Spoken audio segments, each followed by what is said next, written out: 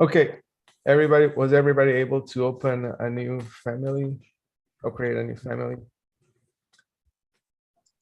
Okay, so let me walk through the steps of creating a family, some concept behind it.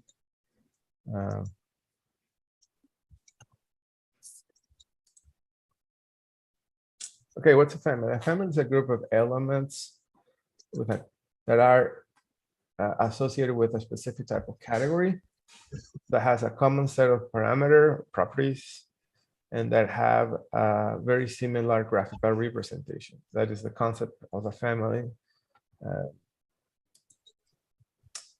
These are an example of a door family. Door family, has the same, it's a group of types with the same properties. It has a width, a height, a thickness. It has a door swing, a level. They're placed. And then no matter what type it is, they have a very similar representation. These are the parameters. These are the properties of a door. And they are a family. Different parameter values within a family create what's called a type. So the type is like the members of a family. It's a whole list of door. In the example of a door, it will be all the different door sizes. You usually name the types after the side they represent. For example, 36 by 62, or 36 by 72, or 36 by 84. Here's an example of a single door family types.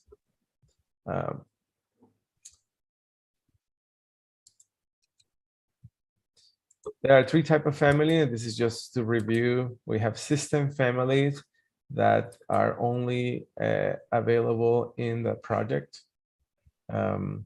Walls, floors, roofs, stairs, they cannot be saved as an external file.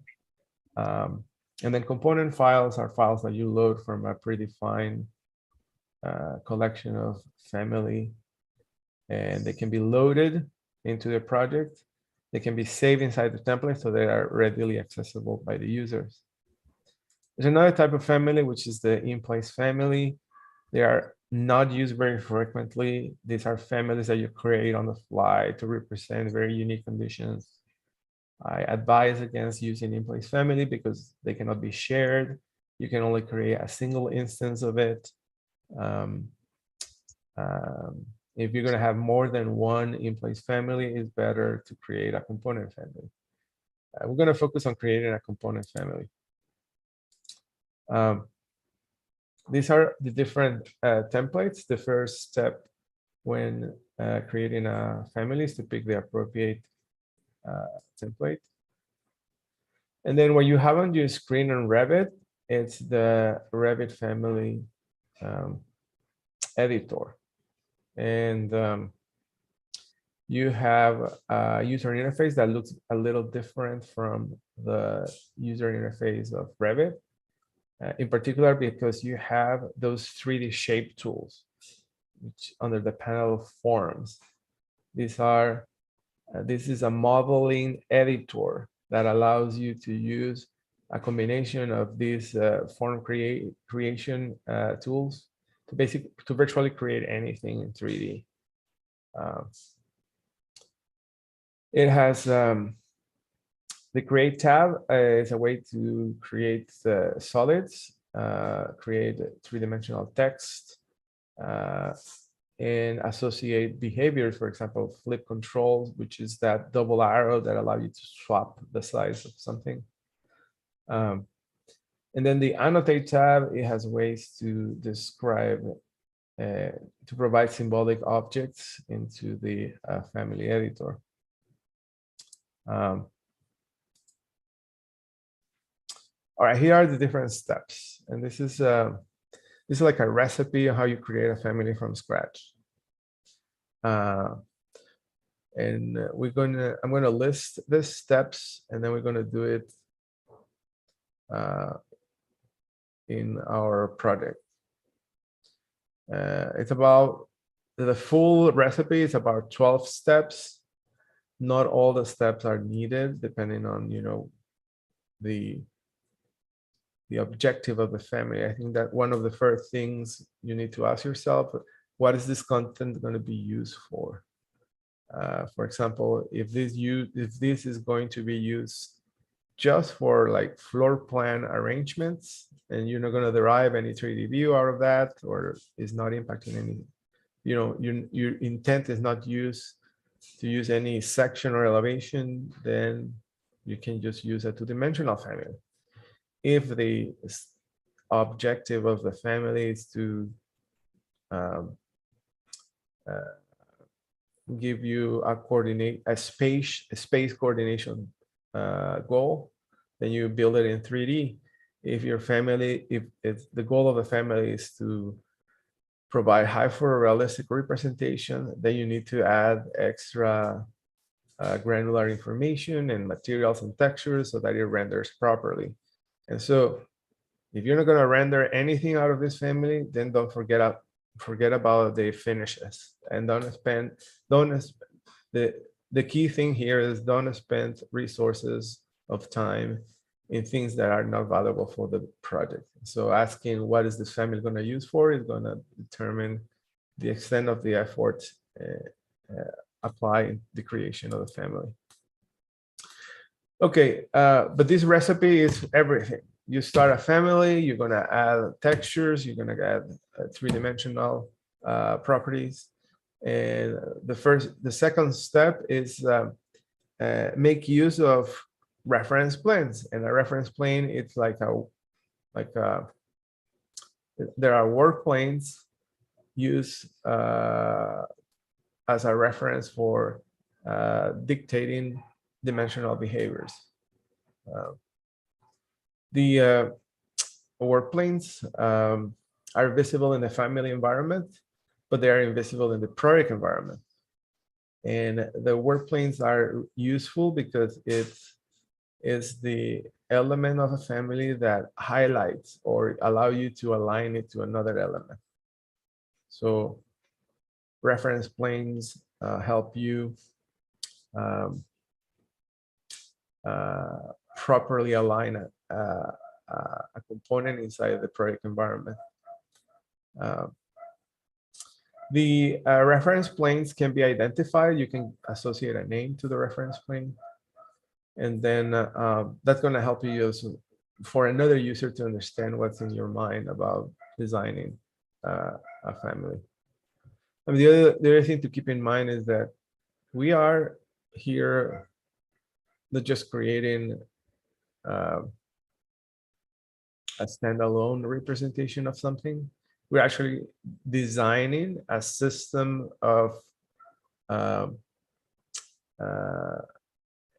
element representation, both in the data and in the data contained and in the geometry contained. And so creating a fully parametric family, it's something that takes time to learn, but it also, once you master it, it provides you the ability to really engineer the information that is contained and reported by schedules and your project. Okay, so then after we create the reference planes, we decide which portions of the family need to be associated with dynamic properties. A dynamic property is a value in the family that can be parametrically assigned. For example, in the case of our door, it will be the width, the height, and the thickness. The user can decide the final value of these parameters and specific values for a type represent a family type. And so you place dimensions between the reference planes that are going to have length units or a length parameter types. The parameters then are explicitly assigned to a string of a dimensional string, and then we create that parameter. Some parameters are predefined or are available already in the family template, and then other ones you can create on the fly. Okay, so I'm going to stop here. Any question? And then we're going to jump into Revit, and then I'm going to go over these steps. And so this is what we're going to do. I'm just going to sketch it here. We need a sofa in the Mila house. In fact, if I open the model myself,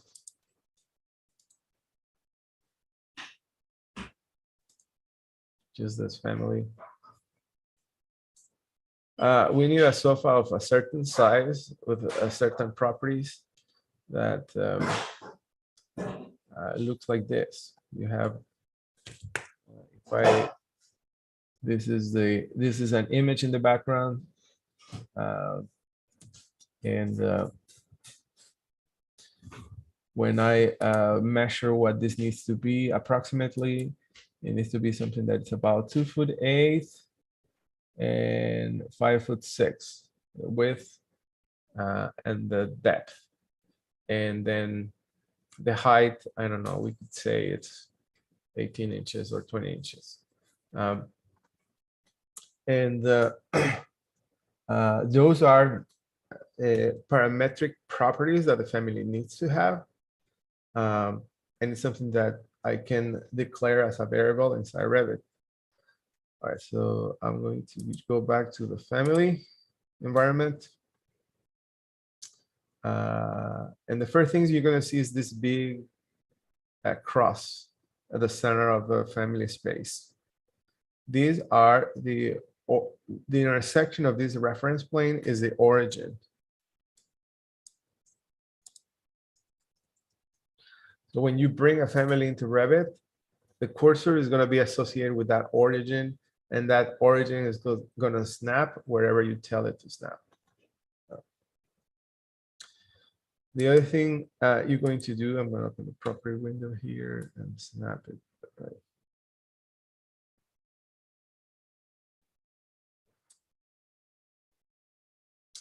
The other thing, the origin, that when you look at the properties of a reference plane, this is a reference plane, you're going to see that there is a checkbox that says define origin. So you can change the origin of another to a different reference plane, but only like one vertical reference plane define an origin and one horizontal reference plane define an origin. But you cannot have like multiple origins. Only the intersection of two reference planes represents the origin. Notice also that these are pinned. So there's a reason for that. You should not unpin the reference planes that are associated with origin. This template came with different preloaded reference plane, and they have a name. This reference plane is called center front back. And the reason is center front back. You can utilize this reference plane as a writing board, and you're going to be defining like the profile of the front of the family or the back of the family. That's why it's called center front back.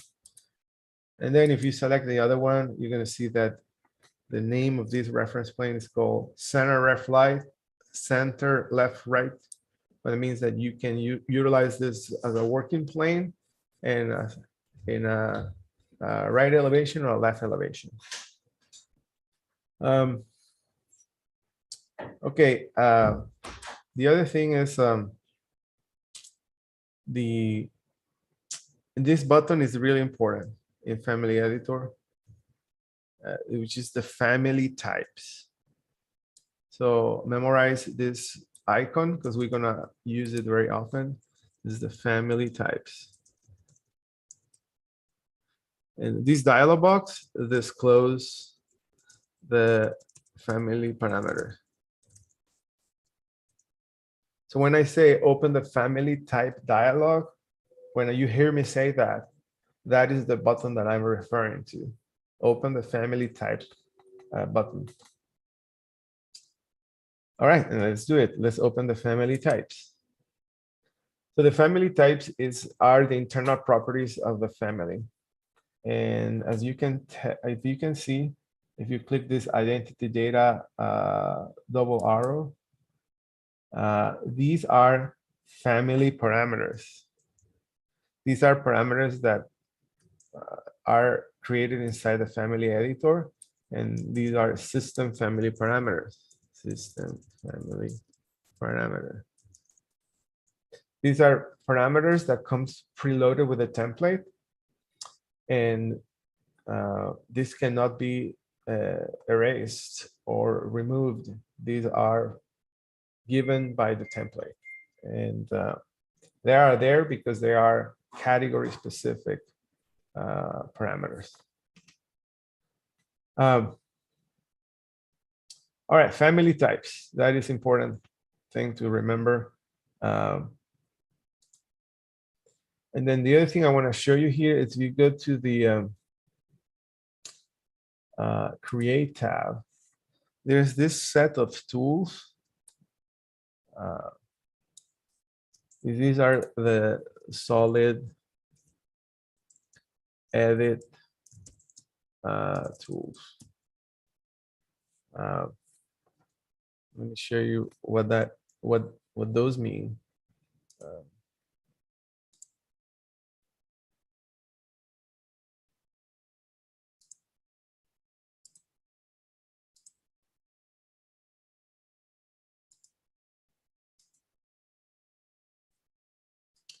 All right, the solid form or solid massing tools allows you to represent a solid shape.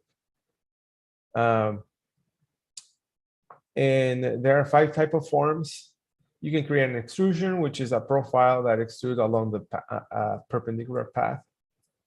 You define the shape of the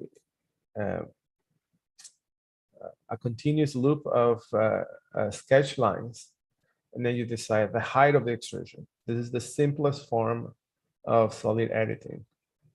You have another one called solid blend. And when you do this, you're presented with a way to create a profile 1, which is the profile at the bottom, and a profile 2, which is on top of it. And then a solid, it's created between an extrusion between the profile 1 and profile 2.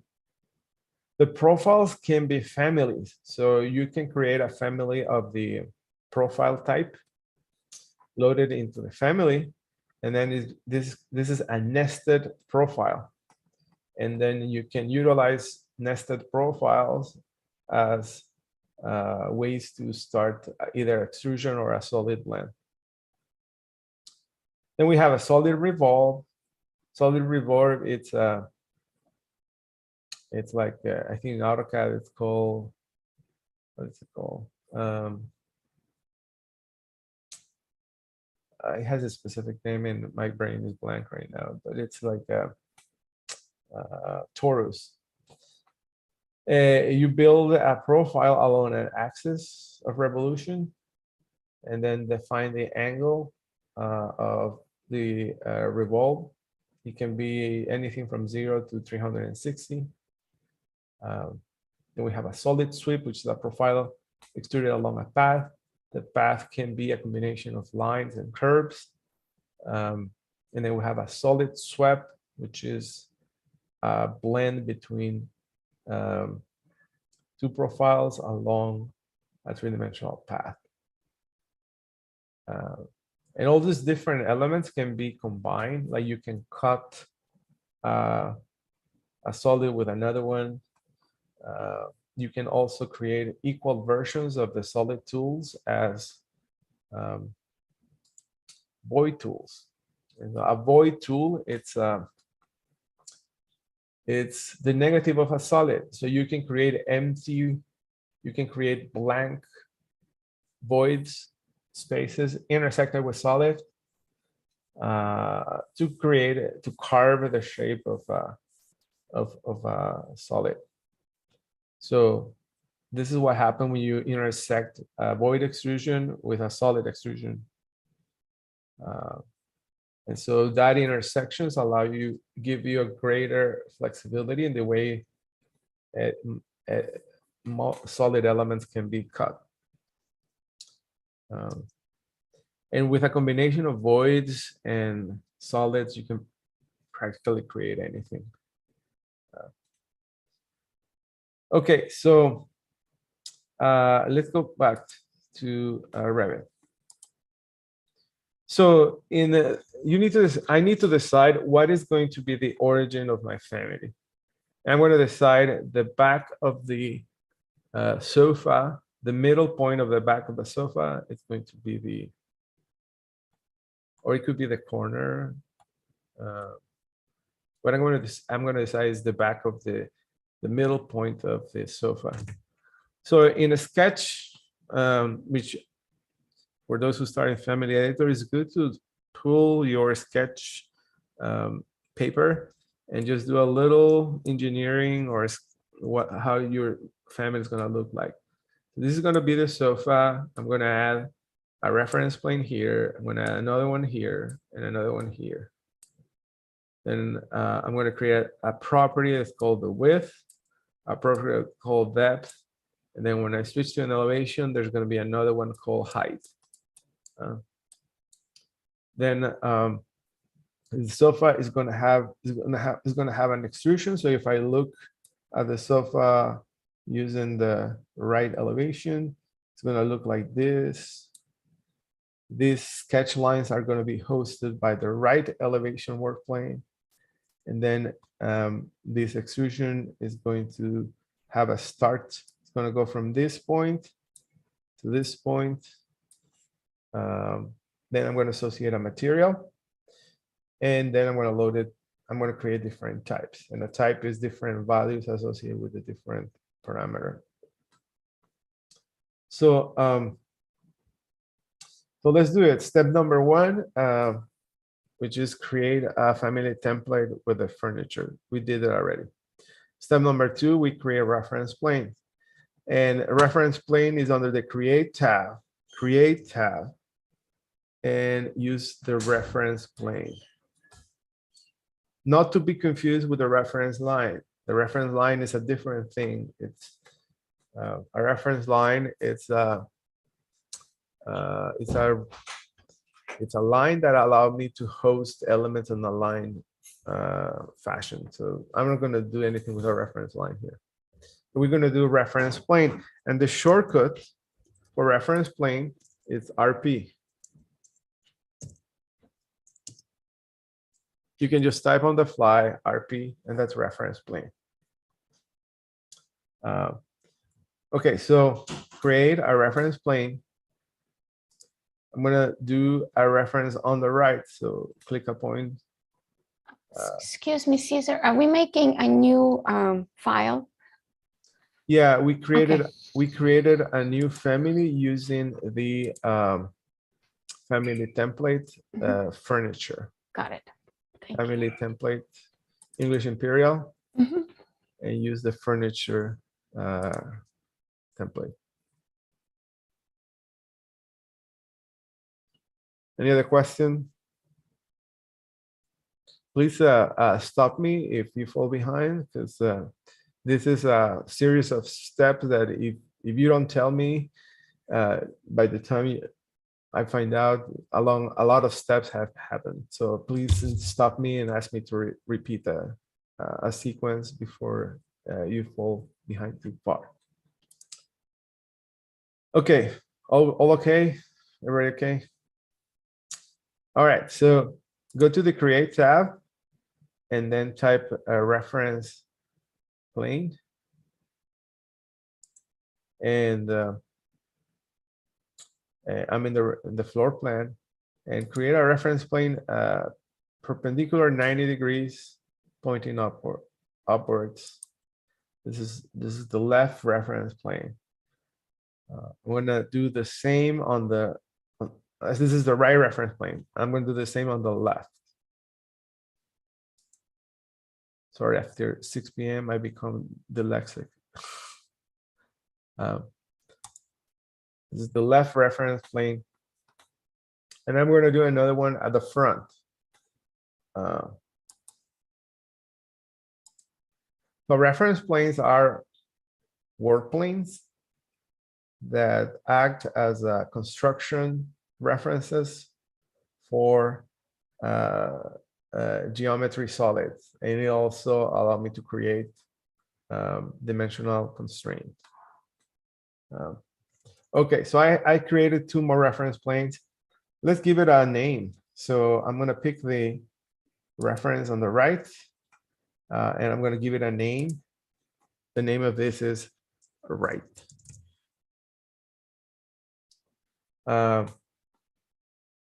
And then if you scroll down, you're going to find this. There is a property called isReference. This guy here. And when you look at the options, there are 3 choices in this dropdown that you should understand.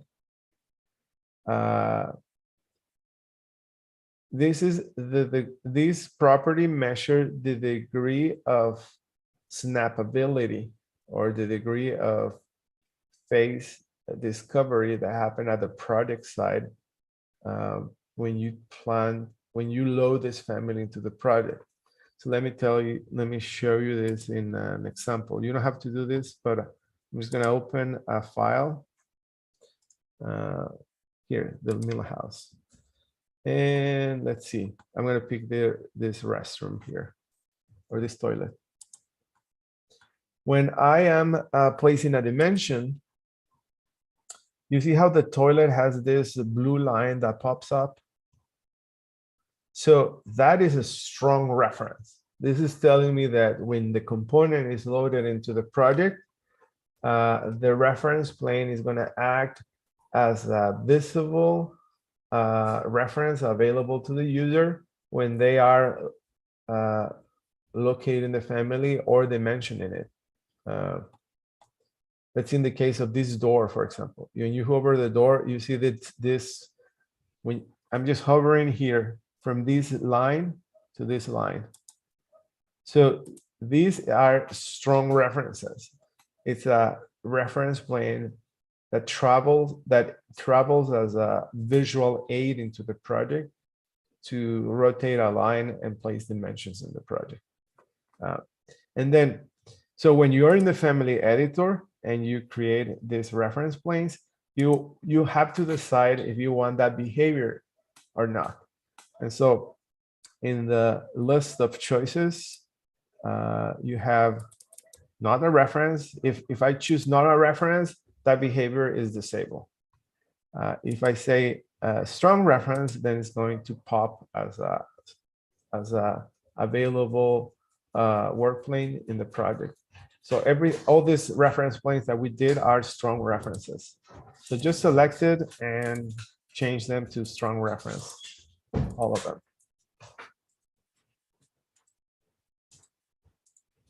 What I mean that I can choose the right side of the sofa, the front side of the sofa, or the left side of the sofa in the project, and I can align it to surfaces. I can place dimensions. I can use it as a work plane alignment. Any question? Is it clear what strong references means? It's reference. Okay.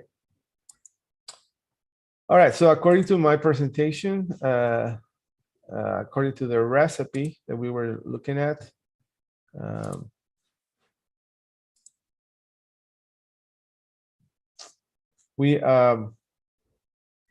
Caesar, I'm so sorry to bother you again. Your presentation, is this something you created or is this from a book? You mean this PPT? Yes. PowerPoint? Yes. No, this is when I was application engineer at Ideate, I used this to teach, but I think we used, we extract this from, there's a free reference. Back then, the Autodesk had a publication. It was the family handbook, and I think that's where I got it from. I don't know if it's available. Let me search it quickly. Why you would like to? No, I was just wondering because normally these books are so dry and there is no color images, so. Oh. Let me see if I can find Revit. Very difficult to use and to read, especially at the end of the day, because it's so faintly printed. And it's just, as a user, that's my complaint.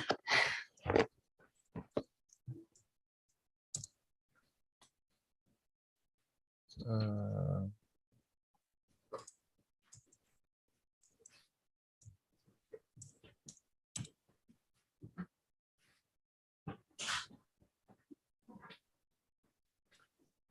don't know if that is still available, but there's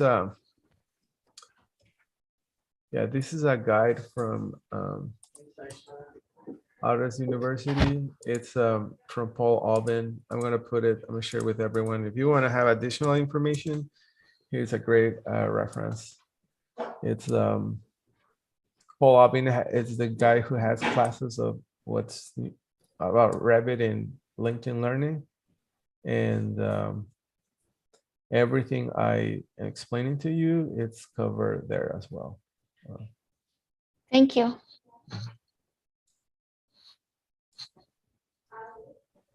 Okay, so we created the reference planes. Now we're going to add dimensions, and then we're going to create length parameters. And that's the next step. So let's go back into Revit here. We have the dimension, have the reference planes. Let's create dimensions. And so the dimensions I need, it's a representation. It's a dimension that will represent the width, the depth, and the height of the family. And so the other reference that I'm missing is the top of the reference plane. So I'm going to go to the right elevation, and I'm going to add 2 reference plane. Actually, I'm going to create 3 more reference plane, because remember what I need, it's a sofa profile that looks like this, right? And so to create something like this, I need a reference plane that goes here, a reference plane that goes here, and another one that defines this other point. And so the reference planes are acting like the skeleton of a family. It's like the bones that the geometry is going to be attached to. And so I'm going to create another reference plane. I am switched to the left elevation and in the project browser, and create a reference plane for the top of the sofa surface.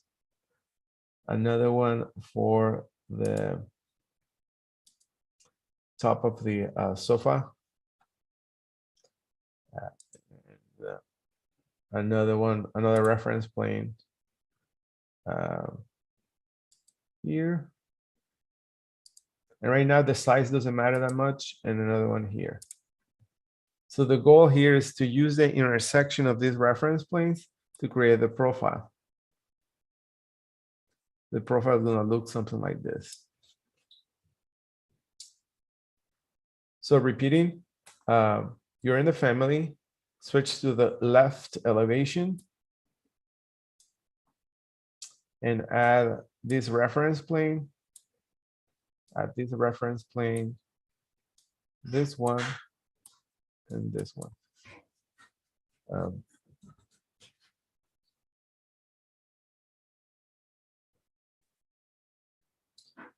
Okay, so elevation has 4 additional reference planes that we created. Oh, there's the back one as well. This is another one.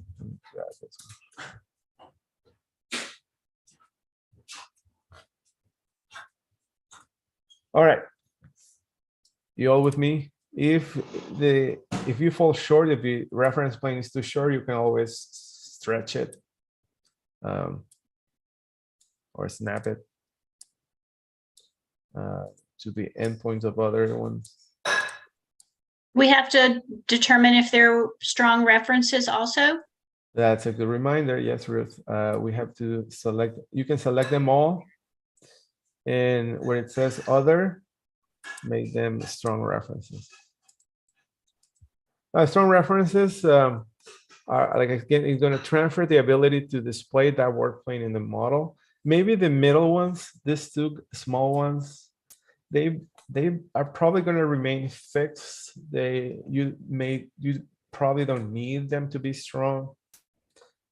So for these ones, I'm just going to say not a reference. But for the other ones, just these 2 ones. For the other ones, those are strong references.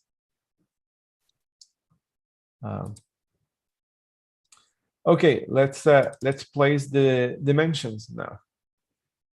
I need a dimension that represents the width of the sofa. And so you're going to do that under the Annotate tab, Align. Annotate tab, Align. And create a dimension that represents the width of the sofa.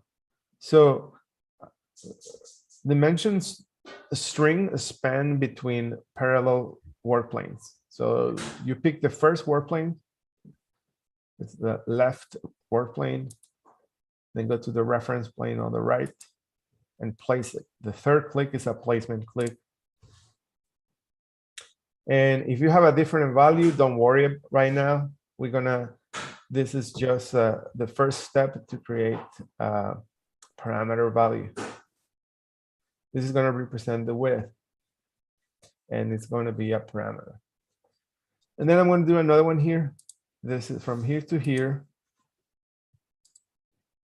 This is going to represent the depth of the sofa. And the depth of the sofa, because this is the origin, you see how this is spin? This reference plane is spin.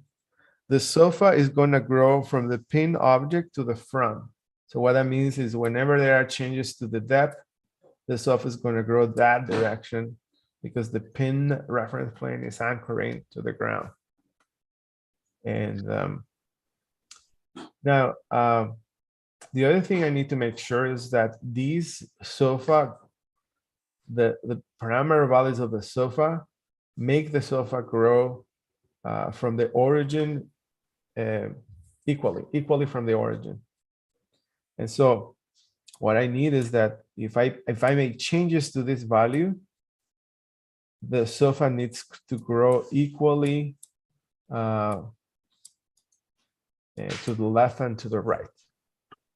And so in order to do that, I have to create equal constraint that will allow the solid to grow equally. And so to do that, I'm going to do this twice. So if you want to watch me first, then you do it. Go to the Annotate tab, Align. I'm going to create a string dimension by picking 3 reference planes. 1, 2, 3. The last click is a placement click. And the last instruction is to click this EQ icon. And that's going to equalize the distribution of the right and the left reference plane. I'm going to repeat it. Let's do it together. Go to the create tab. No, annotate tab. Annotate tab, align.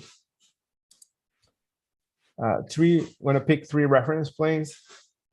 Reference plane 1, reference plane 2, reference plane 3, and place it. Place it.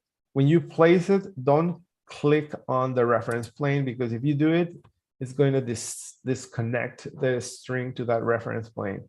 So connect it. The placement click, it's somewhere outside. That's my placement click. And then the last step is to click on the EQ constraint, which equalize the size of these values. So the sofa now moving forward can have any value, and then but the geometry is going to flex equally along the axis, the center axis.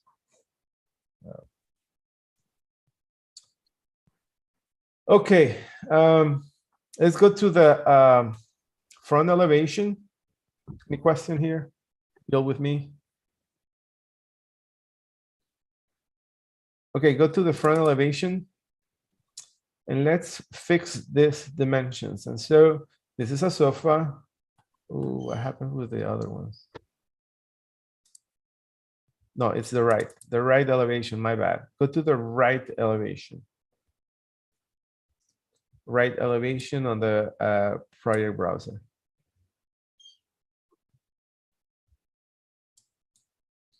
And let's see, a sofa may have 18 inches in height.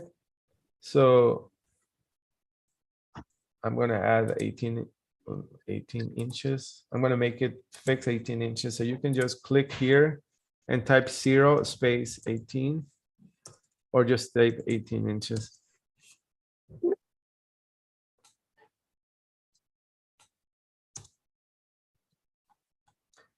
And then the top of the other the reference plane above, let's do that also 18 inches.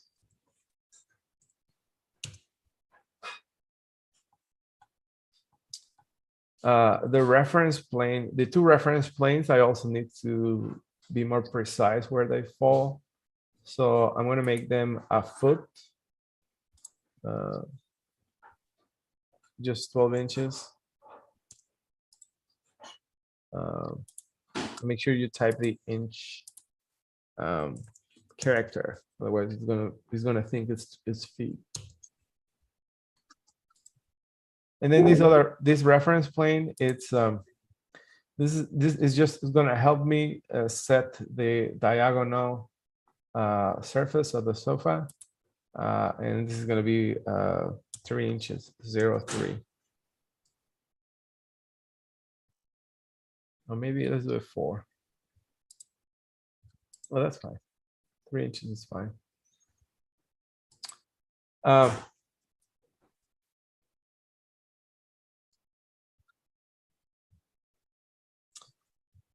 Okay, and let's see. Yeah.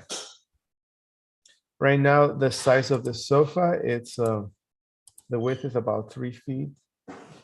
When I look at the Miller house, what I need is a sofa that's about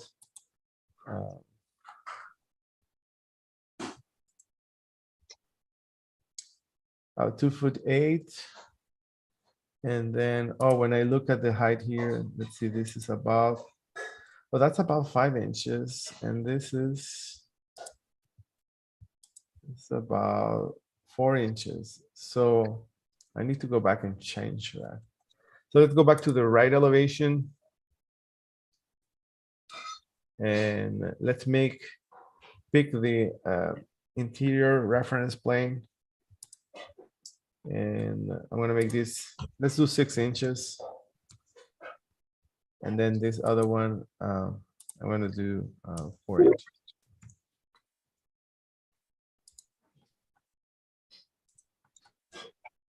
Again, this is the way to move the reference planes is you select the reference planes and then you change the temporary dimensions. So it's 6 inches from the right side, and then to move the interior, the other interior one is 4 inches away.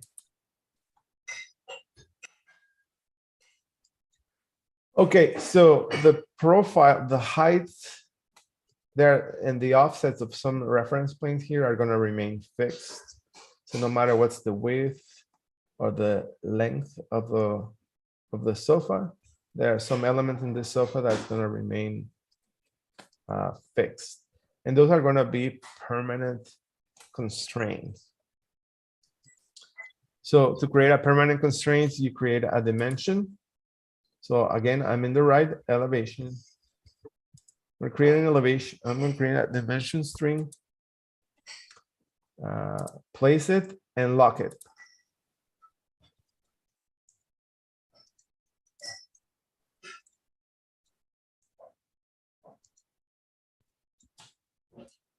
All right, when you lock a dimension, this is a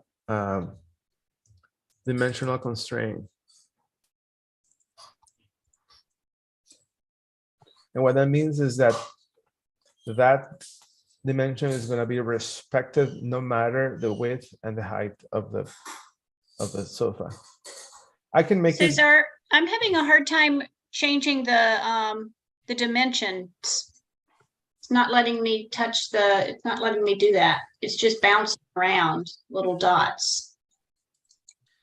So to the dimensions in Revit can be changed by changing the object. So select the reference plane, and then you click on this temporary dimension. Oh, sorry, I was doing it the dimension line, not the reference plane. Thank you. Yeah. Yeah, dimensions can be changed. There is a reason for that. You don't want to override a text. In AutoCAD, you can override the value of a dimensions. In Revit, you cannot.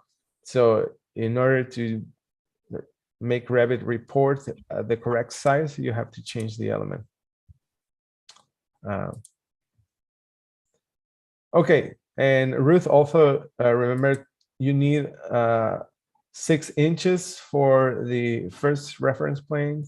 Yep. And from that, 4 inches as well. Okay, and so those values are also fixed values. And so I'm going to create a string of dimensions. So go to the Annotate tab, Align. And I'm going to create a string of dimensions on the back side. These 2 dimensions, the 4 inches and the 6 inches, are also going to be fixed constraint or permanent constraints. So I place it, and then these little locks that appear, make sure you click on them.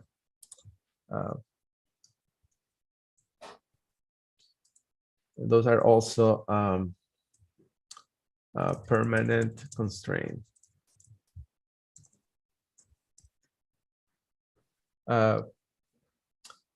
If you miss the chance of locking something, for example, I place this dimension, and then I click escape. The way to get that back is you select the dimensions and lock it again. But I'm not going to do that for this dimension here. I'm going to delete it. All right, so you should have 3-dimensional constraints, this one and these 2 ones. And Revit has a visual display that allow you to visualize where constraints are applied. You know, when just by looking at this view, you don't know which of these dimensions has a lock or not a lock. And so the view controls in Revit has this constraint visibility. Display all constraint. And if you enable it, you see in red are dimensions that are that have a permanent constraint. You see, I place this dimension here, and it's black and white. but when I select it and make it lockable, then it becomes red. And so that is a way for you visually see what dimensionals have constraints. When to disable it, this is just extra FYI. Caesar, my dimensions don't want to stay. So if I dimension, then they just disappear. How do I make them visible? So are you in the right elevation? Yes. Okay, so you snap to a reference plane, then you snap to another reference plane. And then the third click right in a blank space. Okay, thank you. Yeah, yeah. Because if you click again in the same reference plane, it just disappears. Yes. Yeah. Okay. So. Thank you.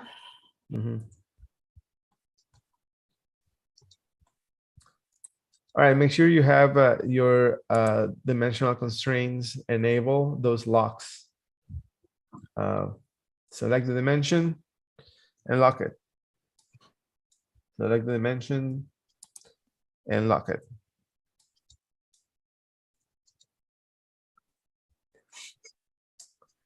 Okay, any other questions?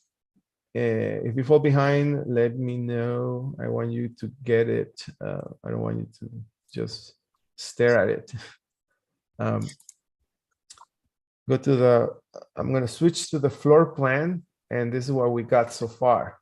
We have a dimension that represents the width, a dimension that represents the depth, and then in the right elevation, we have some permanent constraints that are not going to be parametrically driven. All right, the next step is a very important one. The next step is create parameters in the family. And these parameters, a parameter is a piece of information that can be scheduled in the project, and that Revit is going to use it to create different family types. And so I'm going to repeat this twice. So if you want to watch first, pay attention, and then we'll do it together. So I'm going to create a parameter called width. And to do that, you select the dimension. And then in the contextual tab, you're going to see a parameter called label and a little icon that is create a new parameter. This is a new parameter. The parameter can be a family parameter, but if you need this, if you need like the width and the depth of the furniture to be visible in the project, then you have to make it a shared parameter. And we talked about shared parameters in the past. We're not worried about scheduling here, so I'm just going to say a family parameter. And then in the parameter data, I'm going to call this width. It's going to be a type parameter, and it's going to be grouped under the parameter dimensions, and then hit OK. And so notice now that there's a parameter called width associated with the dimension. Okay, that was the first repeat. I'm going to do it again. I'm going to do this, and let's do it together. We're in the process of creating a new parameter that's going to flex. This flexible parameter name is width. So to create a new parameter, select the dimension. In the contextual tab, select the create new label. Label and parameter is used the same way in this context. I'm going to create a new parameter and give it a name width. And you have to choose whether it's type or instance. If it's type, this is a property that is common across all elements of the same type. If it's an instance, this parameter is going to be listed in the property windows in Revit, and each of them can have a different value. So I'm going to keep it as type, and then just hit OK. And you should see the parameter disclosed as width in the string. We're going to do another one here. Select this guy here. This is going to be called depth. Select the string. And notice another thing, I don't lock this. So do not lock dimensional parameters. If I lock it, it's going to be a permanent dimensional constraint. But if I want this to flex, do not lock it. So select the dimension, then create a new parameter. The name of this parameter is depth. Then hit OK. Width and depth. Any question here?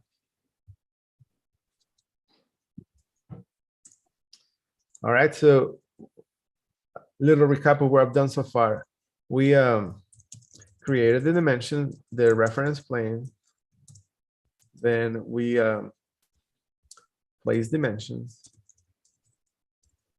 And then third, we created parameters.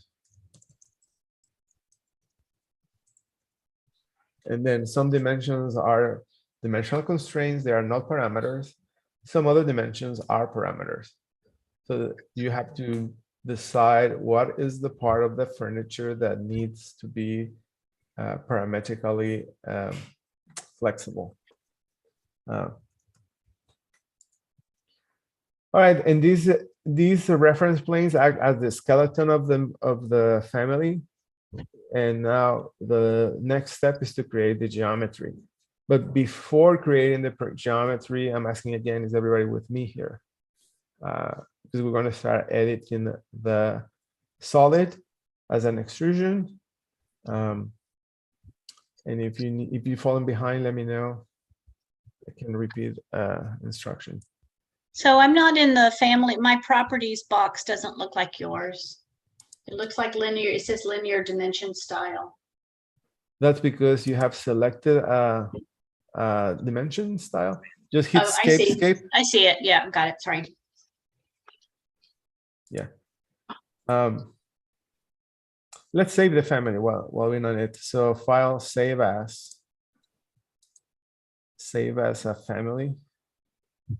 And then I'm going to put it in the desktop. I'm going to call this sofa _ Milla, MYLLA.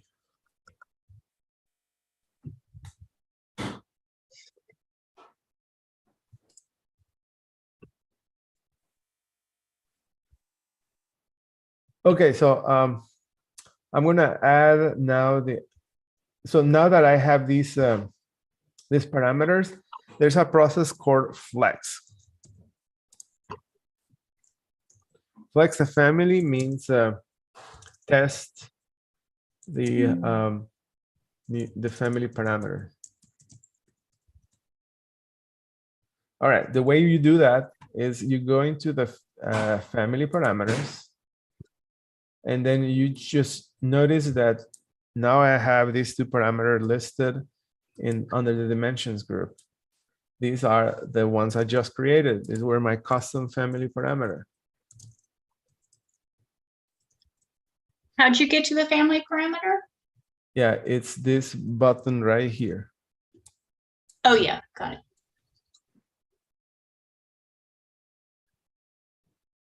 And flexing just means test different family values. So I'm going to change this to 3 and hit apply.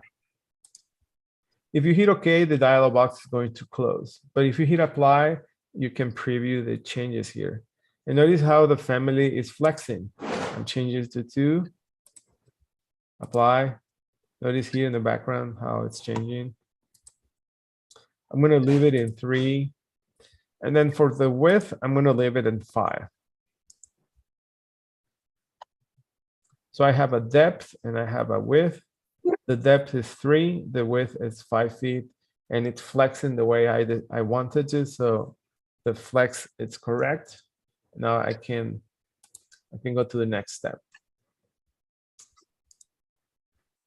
Okay, so what we're going to do, we're going to model an extrusion. And so these are the solid massing tools. When you create extrusion, you create a profile. This profile line are the sketch lines, and the sketch lines are hosted by a work plane. A work plane can be the level 1, or it could be a vertical work plane.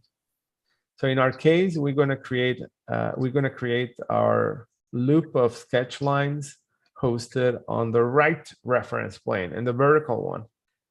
And then we're going to decide what is the extrusion length. And this length equals the width, right? The extrusion height, or the extrusion, it's going to be the width of the reference plane. And then we're going to add a material, and then we're done. So so I need to make this reference plane my active work plane. So I know that this is the right elevation. So let's move to the right elevation. Again, open the right elevation. We are about to create an extrusion. So you go into the Create tab, create an extrusion. And then we're going to use the line tools. These are the draw tools line. And we're going to create a loop of sketch lines. I'm going to start from the lower left. So these obey the laws of the sketch lines. The sketch lines need to be in a closed loop. The sketch lines cannot overlap. And then the only way to get out of here is using the green checkbox in the contextual tab. All right, first point, second point, third point. I'm just snapping to references to the intersection of the reference. And that's my profile.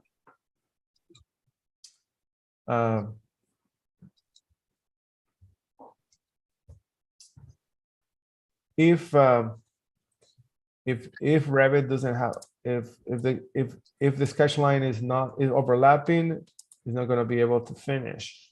Or if there is a gap and you click the green checkbox, it's not going to finish.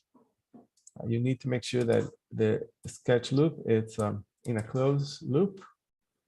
And then when you complete it, just hit the green checkbox. And here's the solid. So I go back to level 1, the reference level. This is the extrusion. The extrusion has the ability to stretch using these handles. And this is super critical. What we're going to do now, we're going to attach the surface and lock it to the reference plane so that the width parameter drives the size of the extrusion. So you select this reference plane, drag to the right and snap it. And here, this is critical. When you snap it, lock the reference plane, lock the face to the reference plane.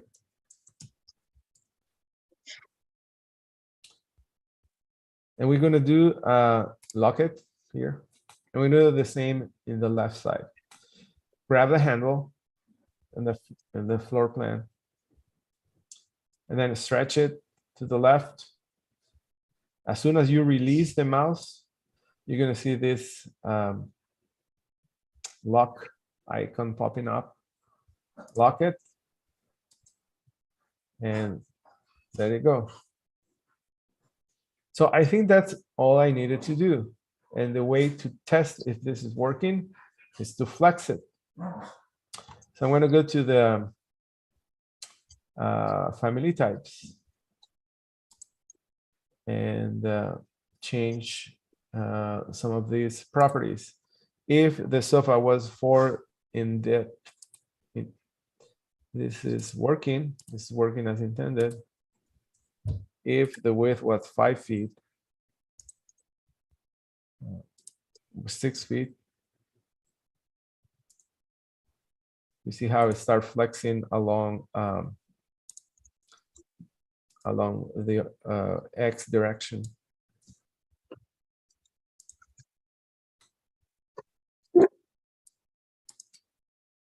And then if I go to a 3D view, this is how my sofa is looking like. And I think I'm almost ready to use it into the project. The last step is to create family types and associate to a material. The material strategy, it's a property. Here's a quick tip and quick recommendation. This is best practice. Assign material property that is applied in the project. So you can create a material inside the family editor and apply it to the, but if you want a greater flexibility and instead of having instead of managing 2 libraries, one inside the family environment and one inside of the project environment, it's best if you apply the final material in the project, not in the family environment. And that's what we're going to do right now. We're going to build a custom material parameter so that the parameter value can be applied inside the project context. Any question here? Everybody with me here? Okay, you select then the solid. And when you look at the properties of the solid, you're going to find a material that says by category. And by category means that when I load this project, when I load this family into the project, it's going to inherit the material properties of object styles. Object styles are the global settings in Revit that define how everything looks like. But what I really want is the user apply the material in the project context. And what I'm going to do now is to concatenate a project parameter. And so there's a little toggle cell next to the material input. This enabled me to concatenate a parameter, concatenate the value of a material to a parameter. And this is what we're going to do. We're going to click on this toggle, this button here, and I'm going to create a new parameter that I'm going to call it the sofa material. And rather than being a type, I'm going to make it an instance parameter so that I could apply a different texture to the sofa as needed. So again, repeating, select the solid. In the properties, look for the material properties and click the toggle. Step number 1, select this. Step number 2, select the toggle. Step number 3, select this, give it a name. And step number 4, make it an instance. When my toggle, Oh, yeah, when you click the toggle, it's going to tell you create. My bad, the dialog box is this one. yeah. So you click this. Oh. Okay. Click this button, and then inside this, You give it a sofa material and make it an instance, and then hit OK. And then hit OK. All right, so I'm not going to worry about the material inside the family editor. I'm going to do it from the project context. There are other things I can do, you know, like if I wanted this to look a little more realistic, I can soften the corners in the profile. But I have I'm out of time right now, but feel free to do that yourself if you're challenged. So this family is ready. Last step, create family types. And family types is creating all the collection of different parameter values. I can have a sofa that it's 5 by 3 by 3.5, 6 by 4, 6 by 3.5. And so all the collection of sofa types. And I'm not going to worry so much about the depth because the depth is going to be fixed, but I'm going to create sofas by increments of a foot. So to create new types, go to the family types button. This is the family type button. And open the dialog box and start creating types using the small little icon that looks like a paper with a little star. This is create new types. And remember, a type, it's the members of a family with specific parameter values. When you create a new type, you need to define the name of the type. So I'm going to create a new type. I'm going to call this the sofa. It's width by depth. So let's say this is 5 feet by 3.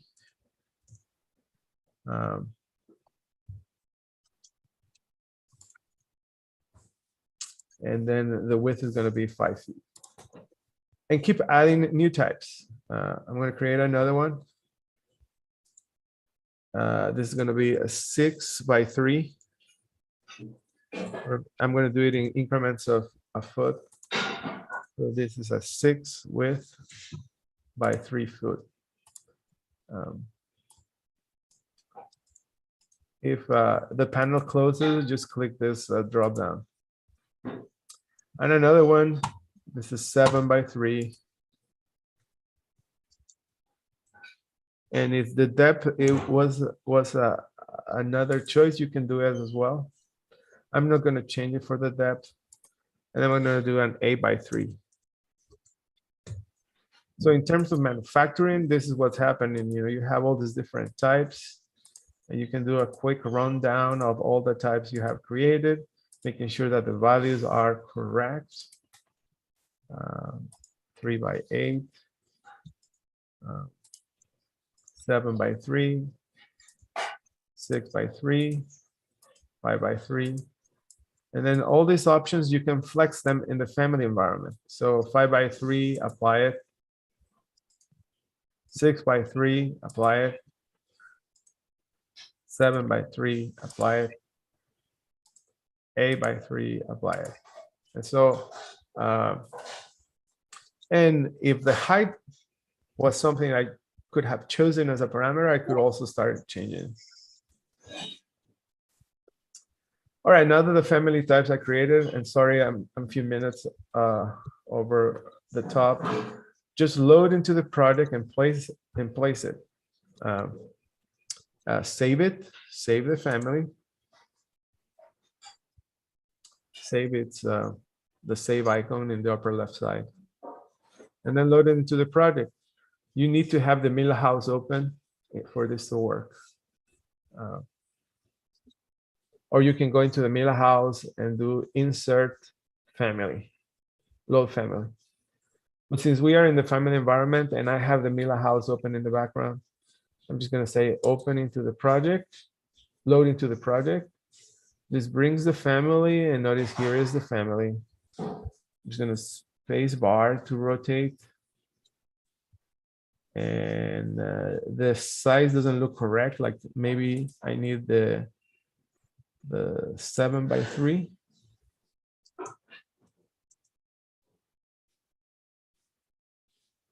or the 6, probably the 6. The 7 is too big. And all the different choices, all the different types comes loaded here. Yeah, so the 6 is okay. Spacebar to click spacebar to rotate. This is my first sofa, and then I'm going to do the second one here.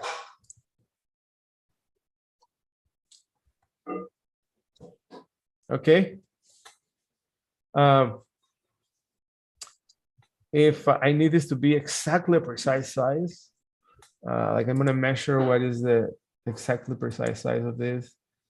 It looks like it's 6 feet 11 inches, or maybe 7. Yeah, maybe 7. Let's do 7.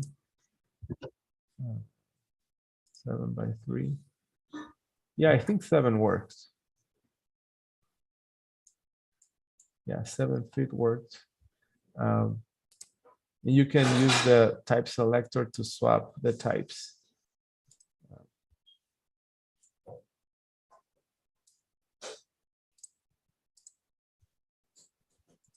Maybe it needs like a little less, but you know, you can create new types, edit type, duplicate, rename, change parameter values, and you can make it like 6.5. I'm just gonna leave it like that. We are at time, but this is the process of creating a family. Let's see it in context. I'm gonna create this. I'm gonna create a camera view, 3D view camera, just to look how my sofa displays. These are my beautiful sofa. Changes to realistic. And then you can also take care of the material, because the material was something I left it inside the family editor. Then you can select the sofa, and notice here it says sofa material. This is the parameter that I created inside of the family editor. And then I can apply a texture here. I don't know if we have textures ready for clothing, but let's see if there's anything here. Let's do this carpet, say this red carpet. And there you go. That is sofa in red, selected here. Sofa material. You can choose another type of carpet. I'm just going to do the same. And because it's an instance parameter, then each of them can receive a different material. If it's a type parameter, then all of them could be applied a different. Let's do this, a different material. Let's say it's linen white.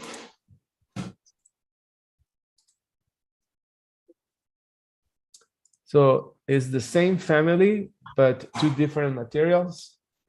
I could make it a little smaller. I think the type is a little overlapping. Just to review, you know, you edit a type, duplicate. So this is going to be 6.5 by 3 instead of 7. And then you put 6, 6. And that's going to take care of this 6 by 6.5 by 3.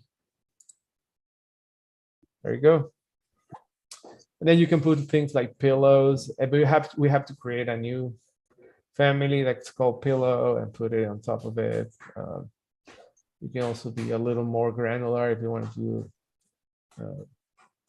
like if the size needs to be like 6 feet 7.5 inches, you can create new types like that.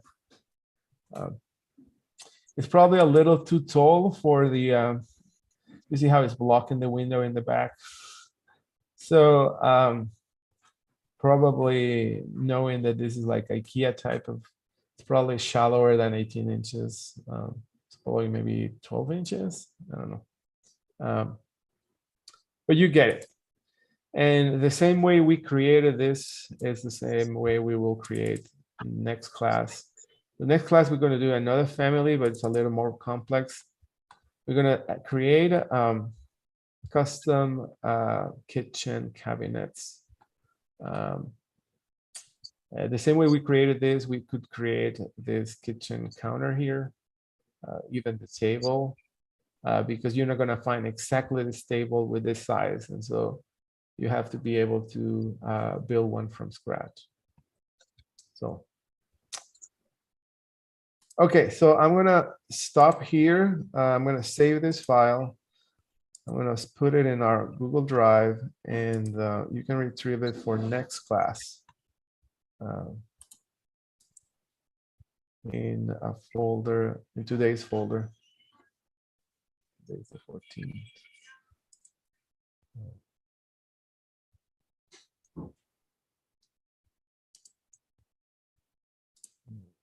Folder.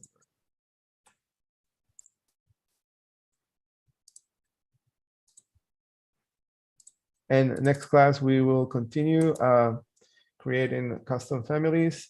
We'll just focus on interior kitchen cabinet, which is a little more advanced.